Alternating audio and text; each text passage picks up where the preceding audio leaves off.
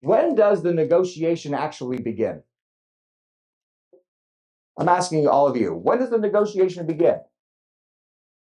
When does the sale process end and the negotiation begin? Good question. What's that? No, I think price can enter in the sales process. You can talk about the price, you can present your price, your buyer can object to the price. But even when your buyer objects to the price and brings up your competition is a lot cheaper, that's still the sales process.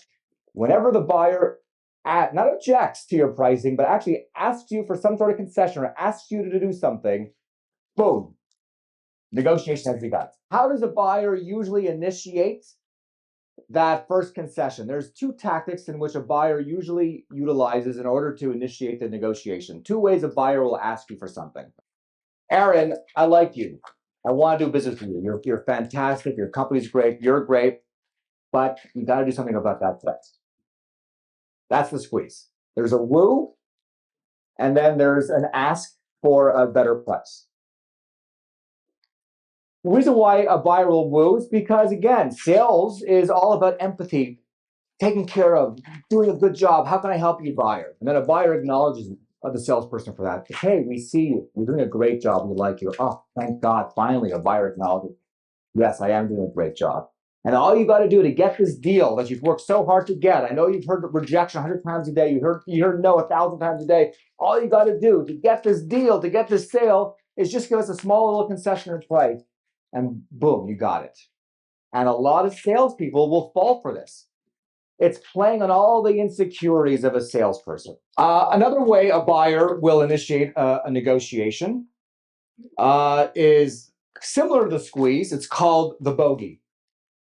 And again, there's a wooing component. Hey, I like you. I want to do business with you. But then they bring in a restrictive force. They say something along the lines of, but all the money we have in our budget is $150,000. All the money the bank will lend us is $200,000. All the money I've been approved for is $500,000.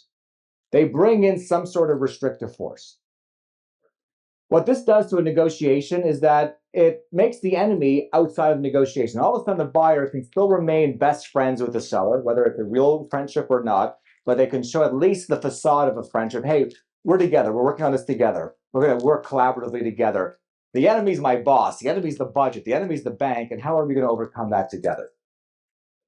But don't trust the bogey. Most times when a buyer uses a bogey, it's not a real bogey. It's not really the real budget. When a buyer ever says, hey, all I've got is $1,000 in my pocket, you should be thinking, well, how much money is in this other pocket?